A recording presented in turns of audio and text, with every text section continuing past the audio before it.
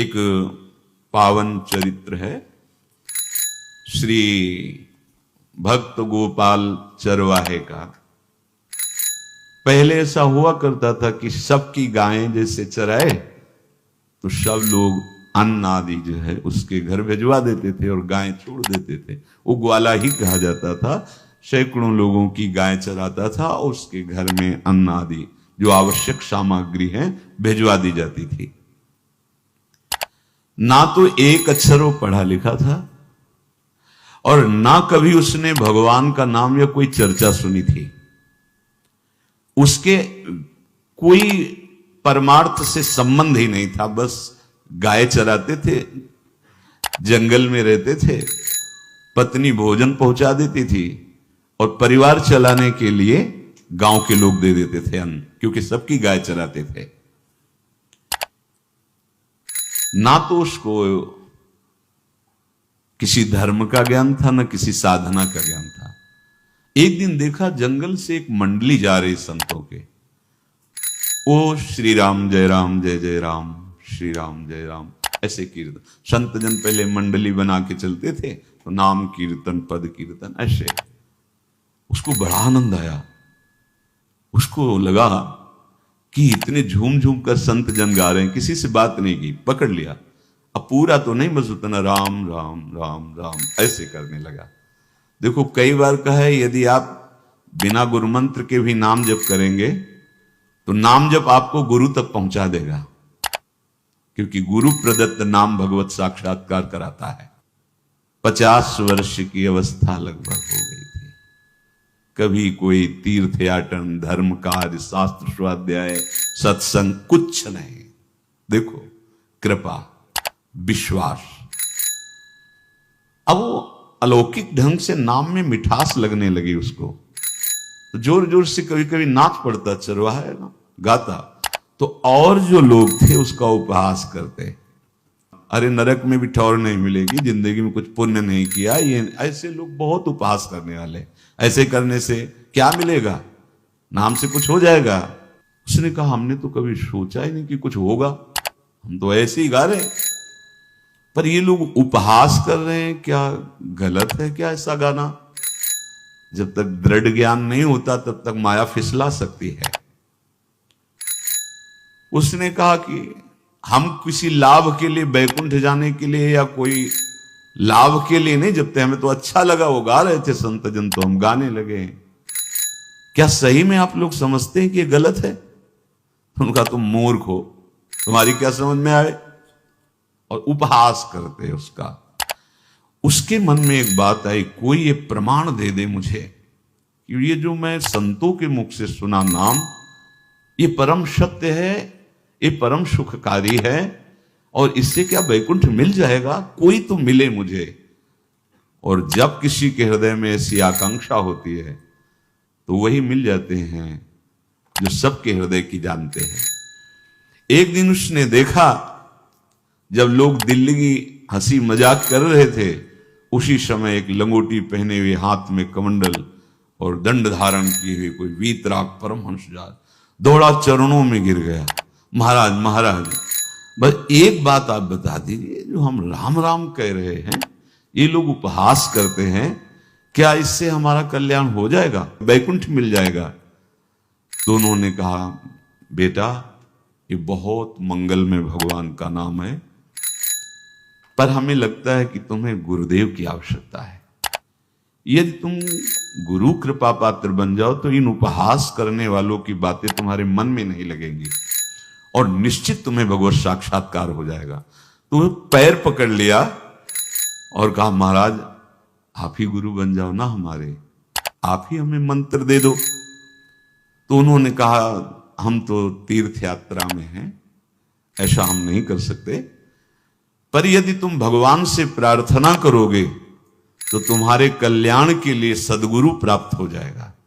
इसलिए जैसे कोई पूछते किसको सदगुरु बनाऊं, तो हम कहते किसी को नहीं, पहले भगवान को मानो, श्री हरि को, जगत गुरु श्री कृष्ण को, फिर उनसे प्रार्थना करो कि यदि आप आवश्यक समझते हो कि सदगुरु के रूप में आप आकर के हमारा कल्याण करेंगे तो मुझे पहुंचा दो, या आप स्वयं आ जाओ।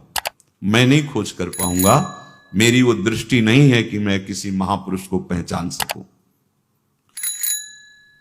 मैं तुमसे सत्य कहता हूं, सदगुरु की जो शरण में हो गया तो उसके जीवन नौका की डांट सदगुरु अपने हाथ में ले लेते हैं।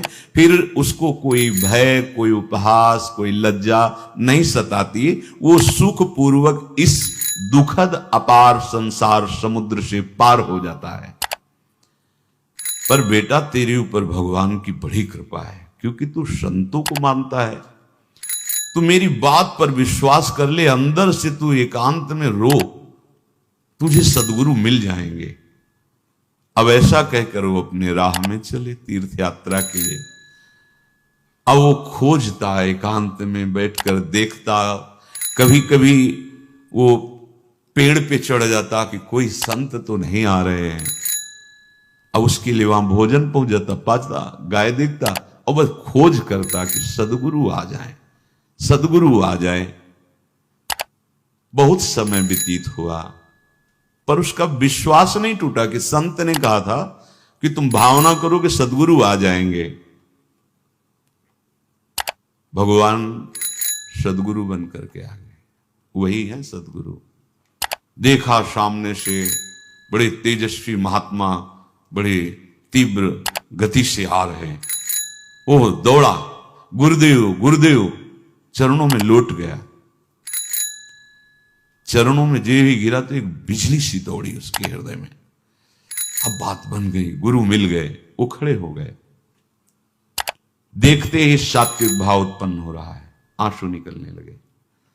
देखते ही मन में आया कि जो संत कह रहे थे सदगुरु मिल जाएंगे, यही हमारे सदगुरु हैं।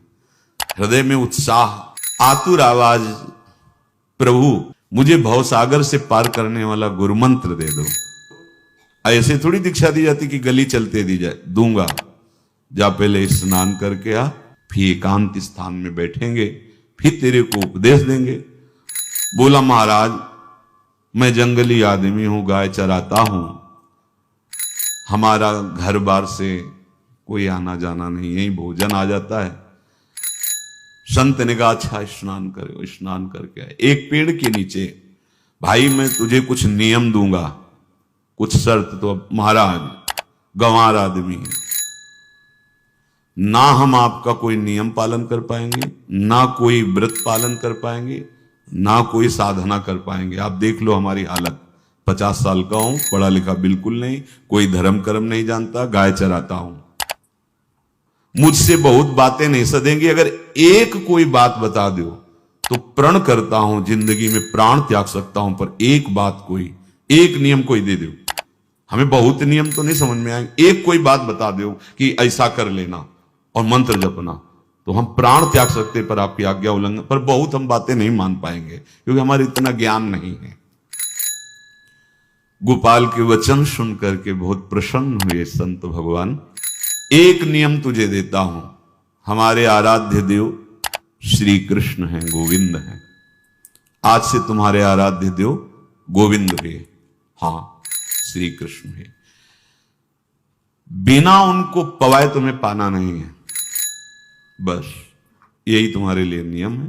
तुम्हारे पास जो आवे, सूखी रोटी, दूध, छाछ, जो भी, बिना उनको पवाए पाना नहीं। सीधा सरल आदमी। गुरुदेव प्राण चाहे चले जाएं, बिना उनको पवाए आज के बाद कभी जिह्वा पे कुछ नहीं जाएगा। ऐसा गुरुजन आदेश करते हैं वैष्णव मार्ग के पथिकों को कि जल भी बिना अर्पित किए मत पियो। अगर आप बिना अर्पित किए पीते हैं तो आपकी बुद्धि में इष्ट देव के प्रति ममत्व तो नहीं आ पाएगा, नहीं आ पाएगा।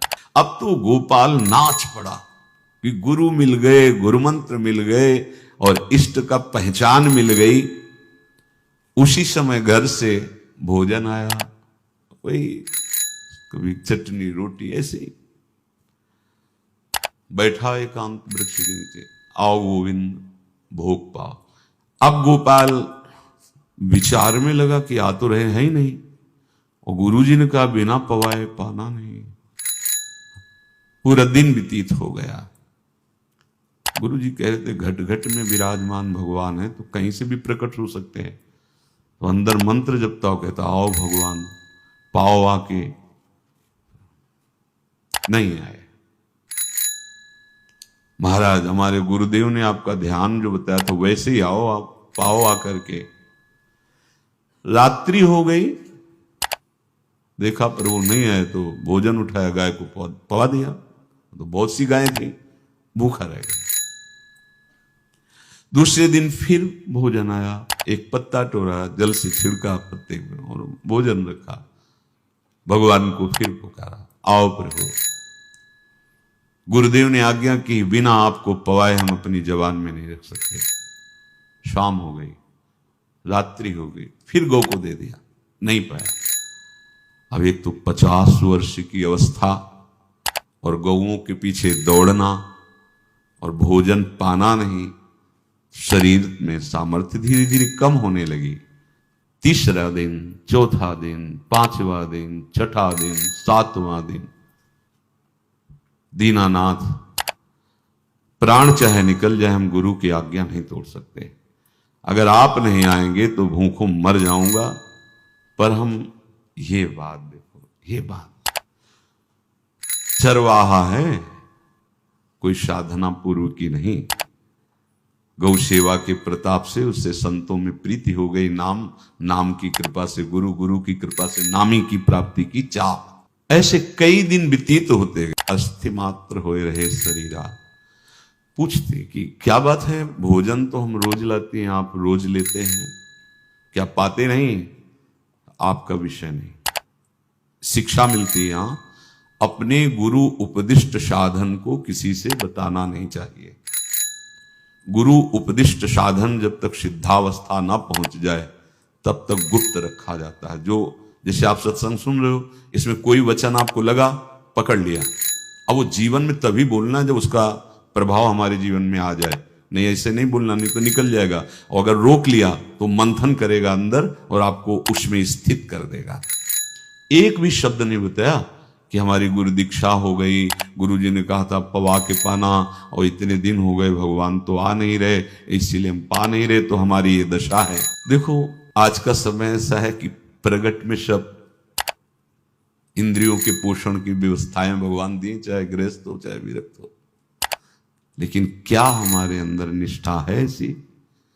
सबरी जी जब उनके गुरुदेव पधारने लगे तो चरणों में रो के गिरे कि प्रभु, इस पूरे विश्व में मुझ अधम को सिर्फ आप ही प्यार करने वाले, आप ही ने दुलार करके मुझे रखा, नहीं सब जगह ठोकर मिलती, कोई भी संत महात्मा हमारी तरफ देखना नहीं चाहते। और प्रभु आप जा रहे हो, आप कैसे जीवन, जानते हो क्या कहा?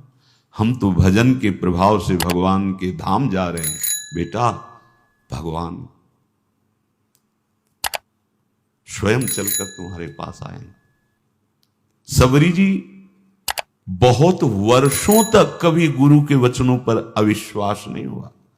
कहते थे भगवान आएंगे, रोज पावड़े डालती हूँ, सोहनी लगा के जल छिड़कती हूँ, रोज लगता है फुसला तो नहीं दिया गुरु जी ने? नहीं, गुरु के वचन भगवान आएंगे। शायद ऐसा वर्णन कि शास्त्र हजार वर्ष सोचो जरा, और भगवान आए और सबरी को निहाल किया। ऐसे हो गुरुदेव ने कहा है भगवान आएंगे, जब तक वो ना पाएंगे तब तक हमने कहा है कि और उनका उद्देश्य अलग था, कहने का कि आप भगवान को भोग लगा के पाइएगा और भजन कीजिएगा तो मंत्र के प्रभाव से तुम्हारे मानस पटल पर भगवान दिखने लगेंगे। ऐसा होता है, पर वो सीधा आदमी सीधा समझा, जब तक भगवान नहीं पाएंगे तब तक हमें नहीं पाना। 18 दिन बीत गए, कुछ ना खाना ना पीना। गोविंद भी देखते हैं, बाल भक्त ओम प्रकाश जी महाराज यही अपने चामुंडा के पास से उधर, बहुत नामनिष्ठ महात्मा, बाल भक्तों में बहुत ही मानो प्रहलाद जी ही हैं। जैसे प्रहलाद जी नामनिष्ठ भगवान निष्ठ, घट घट में भगवान को देखने वाले, ऐसे श्री ओम प्रकाश जी बाल भक्त। बड़े बड़े महापुरुष गए, हरि बाबा, उड़िया बाबा, सब बस वो यही कहते कि ये श्री कृष्ण का आदेश है। फिर शायद 50 के भी ऊपर दिन गए थे, ऐसे 70 दिन तक उस महापुरुष ने कुछ नहीं खाया, सशरीर अंतर्ध्यान हुए। आज समाधि उनकी बनी। हे, जब महत्व भगवान का जग जाता है तो शरीर का महत्व नहीं। अच्छा, प्राणनाथ जब प्राणों का पोषण कर रहे हैं तो अन्न में भी तो प्राणनाथ की ही दी हुई शक्ति है, तो बिना अन्न के भी उनका पोषण हो रहा है। पर ये भागवती का आदेश से, मनमानी करने से नहीं। मनमानी करने में फिर मार्ग रुक जाएगा। भगवान आदेश करते हैं अपनी वाणी से, युक्ताहार विहार से, उचित आहार विहार, वो तो भगवद आदेश होता है। 18 दिन बीत गए। 19वें दिन जब भोजन आया तो पेट की आंतें सब सिकुड़ गई थी। वैसे ही 50 वर्ष के थे, आंखें धस गई थी, उठने की ताकत नहीं। पत्नी ने फिर कहा कि आप कुछ तो बताइए कि क्या आपको कोई रोग हो रहा है, आप भोजन नहीं पा रहे, मैं रुक जाऊं यहीं आपकी सेवा के लिए या आप घर चलिए। कोई उत्तर नहीं, आप जाइए, हम ठीक हैं। ऐसा फिर धीरे से पत्ता लाए, छिड़का भगवान और पाव आकर के। शाम हो गई, फिर गाय को दे दिया। विचार कर लिया कि अब मरना ही है, मुझ जैसे अधम के पास भगवान तो आएंगे नहीं, वो तो भगवान है, पर मैं अपने गुरु के वचन नहीं तोड़ सकता, मर चाहे जाऊं। 27 दिन व्यतीत हो गए, एक कवल भी अन्न नहीं पाया। न चलने की शक्ति थी, न पत्ता लाने की शक्ति थी, न जल छिड़कने की शक्ति थी। जिस पात्र में भोजन लाई थी, लेटे ही लेटे खोला और कहा, प्रभु मुझे पता है आप इस शरीर से नहीं मिलोगे, पर आप जान लो मैं अपने गुरु की आज्ञा का उल्लंघन नहीं करूंगा। ये मतलब जितने महान हुए हैं सब निष्ठाओं में निष्ठावान हुए हैं। अपने लोग फिसड्डी हैं, जरा सा कोई दुख, जरा सा कोई सुख, फिसल जाते हैं। प्राण अनंत जन्मों की बिगड़ी 27 दिन क्या होते हैं? क्या होते 27 दिन? अनंत जन्मों का जमा कूड़ा करकट भगवान साफ कर रहे हैं। ये जो तन्मयता, गुरु निष्ठा, जो प्राण भूख से व्याकुल, सब भस्म हो रहे हैं पाप अनंत जन्मों के। अनंत जन्मों, जैसे हम सोचे कि भगवान इतने निर्दयी कैसे हैं? नहीं निर्दयी, आत्मा को कुछ फर्क नहीं पड़ता। और शरीर ने जो किए हैं जन्म जन्मांतरों के, वो निष्ठा के कारण दुख नहीं पहुंचेगा। निष्ठावान को दुख नहीं पहुंचता, वो आपको दिखाई देगा दूर से, उसको दुख नहीं पहुंचता, क्योंकि निष्ठा का कवच है, वो कभी कोई भेद नहीं सकता। किसी भी माया के यंत्र में ताकत नहीं कि निष्ठा को भेद सके, उसी को निष्ठा कहते हैं, नहीं भेद पाए। 27वां दिन है। पति की दशा देख करके कहा, स्वामी अब तो आप कहोगे भी तो मैं नहीं जाऊंगी। हम आपकी दशा, इशारे से कहा, आज भर चली जा, क्योंकि उसको लग रहा था आज प्राण निकल जाएंगे। आज भर चली जा, फिर कल से जैसी तेरी आज चली जा। इशारे से, बोलने की भी सामर्थ्य नहीं थी। गोपाल के आंसुओं की धारा चल रही, पड़े पड़े धीरे से खोला जो भोग है, और अंतस्थल, आज बोल भी नहीं पा रहे, अंतस्थल से कह रहे, प्रभु अब चाहे आके पालो या लिवा जाके पवा देना, देख लो आप, आखिरी है, आके पालो या लिवा जाना और अपने यहां पवाना, क्योंकि हमारे यहां तो पाए नहीं आप। बड़े प्रेम से अंदर से आवाज आई, गोपाल। आंख खुली, क्योंकि बोलने की हिम्मत ने, ये अंदर से प्रार्थना की थी, गोपाल वो अमृतमय। गुरुदेव ने कहा था कि उनकी वाणी से अमृत बरसता है। एकदम आंख खुला, देखा वही पीतांबर, वैसे ही मोर मुकुट, वही मुरली, वही करधनी, वैसे नूपुर, वैसे ललित त्रिभंगी। गुरुदेव ने जैसा वर्णन किया था वैसा ही सुंदर रूप गोपाल के सामने। प्रभु मुखमंडल की मनोहरता देखकर निहाल हो गए। ए निहाल कर देंगे, थोड़ी पीड़ा सहना सीखो। सहत सहत बाढ़े भगति, ग्रह तन गुरु हितगार, ग्रह तन गुरु हितगार, हार अपनी करिमा। सेवक जी कह रहे हैं, देखो गृह तन गुरु हित गार हार अपनी कर, तन मन प्राण गुरु वचनों पर न्यौछावर, जो भी सहना पड़े सहूंगा। मिल गए प्रभु, प्रभु दूर नहीं है। प्रिया प्रीतम बहुत कृपालु हैं। मानो करोड़ करोड़ काम की सौंदर्यता को हे करते हुए प्रभु के लावण्य का प्रकाश हो रहा है। मनहारिणी मुरली जैसे कहा था अधरों में वैसे अधरों में विराजमान। अच्छा, खास बात ये, ना कोई गाय देख पा रहे, नहीं कोई और चरवाहा देख पा रहा है। ये भगवान, जैसे इस सभा में किसी से बात करें भगवान, किसी से मिले तो पास बैठा व्यक्ति भी नहीं देख पाएगा, ना जान पाएगा, क्योंकि प्राकृतिक इंद्रियां, प्राकृतिक शरीर, और वो चिदानंद में, वो तो जिसको दर्शन देंगे तो पहले दृष्टि प्रदान करते हैं। भगवान जिससे मिलते हैं पहले दृष्टि प्रदान करते हैं, तो गुरु रूप से दृष्टि प्रदान। ये जो अंतर में पुकारा ना, वो अंतर दृष्टि खुल गई, सामने देखा।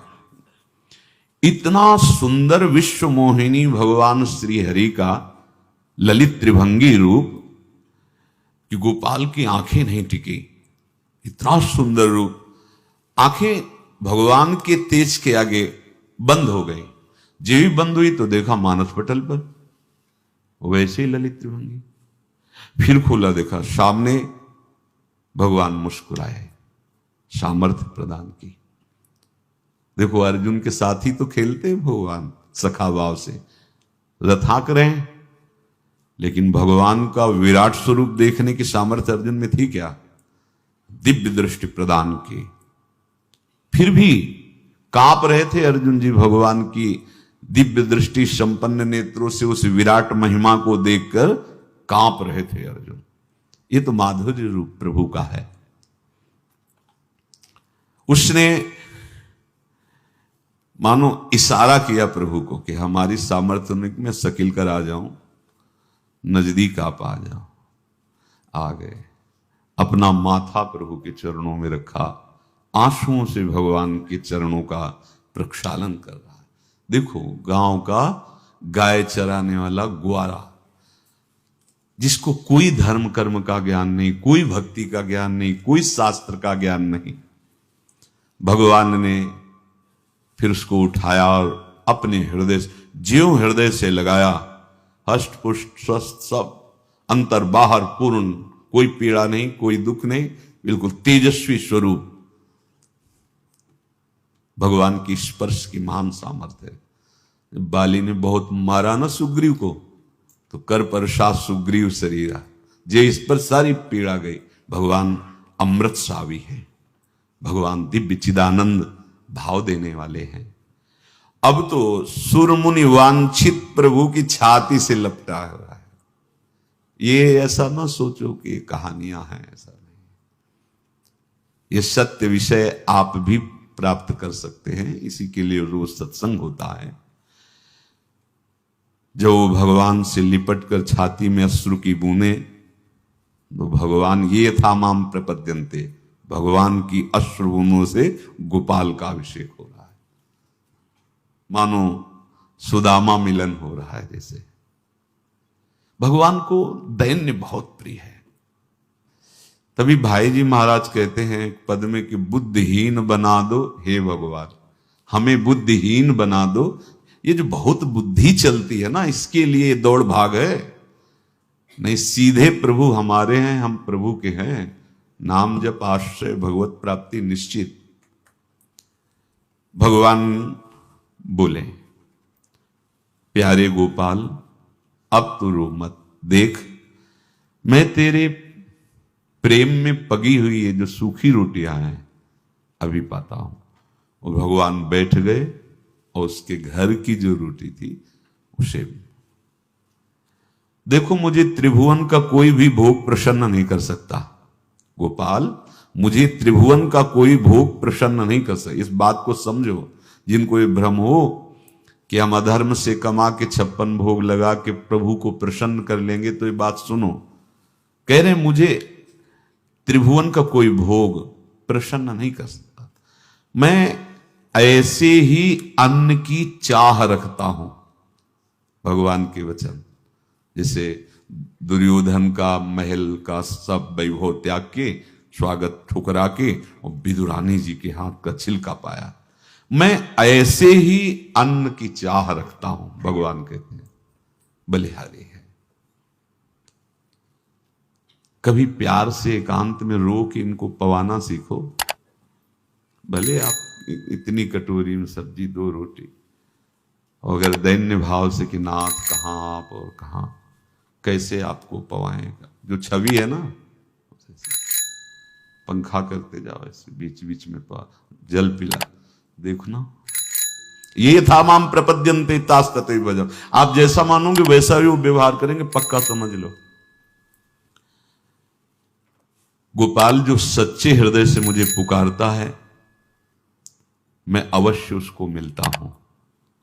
जो प्रेम पूर्वक मुझे पवाता है, मैं अवश्य उसका पाता हूं। पत्रम पुष्पम फलम तोयम ये में भक्त्या, भक्ति पूर्वक जो पवाया। भक्ति पूर्वक का मतलब दैन्य। अभक्त में अहंकार होता है, देखो ये किया मैंने, वो भगवान स्वीकार नहीं करते। वो आपका शुभ कर्म बन सकता है, अब वो भी धर्म से कमाई की है तो, पर भगवान की प्रसन्नता का हेतु होगा दैन्य। जहां भी देखो, हमारे स्वामी को जहां भी देखो दैन्य में बिके हुए पाए गए, दैन्य में। और ये दैन्य किसी बाजार में नहीं मिलती, ये दैन्यता बनावटी नहीं होती, ये वस्तुतः हृदय की होती, भगवत प्रदत्त ही होती है। पर जो संत सदगुरुदेव की आज्ञा का अक्षरशः पालन करे तो इस दैन्य का निश्चित प्रादुर्भाव हो जाएगा, अहंकार गलित हो जाएगा। वत्स, मैं किसी भी वस्तु का कभी भूखा नहीं हूं। मानो गोपाल के बहाने से हमको समझा रहे हैं, क्या चाहिए भगवान को, क्या चाहिए? कुछ भी कर लो, माना कि तुम तात्कालिक वर्तमान दुख को मिटा सकते हो, तात्कालिक, लेकिन संपूर्ण दुखों को मिटाने के लिए हरिनाम गरज रहा है, राधा नाम गरज रहा है। आपसे प्रार्थना है, समझो इस बात को। कलयुग केवल नाम आधारा। देखो, सुन के राम राम शुरू किया, मिल गए सिद्ध सदगुरुदेव, दे दिया मंत्र, बता दी निष्ठा, और मिल गए भगवान। और भगवान कह रहे हैं, अब तेरे जीवन में कभी दुख का लेस नहीं रहेगा, तू अब घर जा, अब किसी की गाय चराने की जरूरत नहीं है, कुल परंपरागत तेरे लक्ष्मी बढ़ती रहेगी, तुझे कुछ करने की जरूरत नहीं। देखो, बड़े बड़े सोने के पहाड़ किसी सुनार ने बनाए क्या? प्रभु ने तो बनाया है। भगवान हंसते हंसते समझ ही नहीं पाए और अंतर्धान हो गए। अभी गोपाल कुछ अपने मन भर के देख नहीं पाया था, कह नहीं पाया था, भगवान अंतर्धान हो गए। अब तो चिल्ला चिल्ला के रोने लगा और विवश होके आंख मूंदी तो देखा उसके मानस पटल पर छाए। अब तो राजी हो गया कि ये मेरे प्रभु ऐसी जगह विराजमान हो गए, कोई देख नहीं पाएगा, हम रोज बात करेंगे, रोज दर्शन करेंगे। नारायण या गौर श्याम को हृदय निकुंज बसइए। तो इसलिए धैर्य धारण करके, कितना भी कष्ट हो, अब पीछे मत हटो, फिसलो मत। माया अपने पार्षदों को भेजेगी। प्रभु का चिंतन छूटे वो कुछ भी स्वीकार नहीं। प्रभु का चिंतन होते हुए जो हो रहा है उनका सृष्टि का कार्य है, जो जो जिसको सेवा दी हो रहा है। हमारा प्रभु का आश्रय अगर बदला किसी व्यक्ति का आश्रय या किसी अन्य का आश्रय, बहुत घाटा हो जाएगा। अपने इस मन को देखते रहिए कि प्रभु को प्रथम नंबर में रखता है या द्वितीय नंबर में। हमें तो लगता है हो सकता है चौथे पांचवें नंबर पे रखता हो।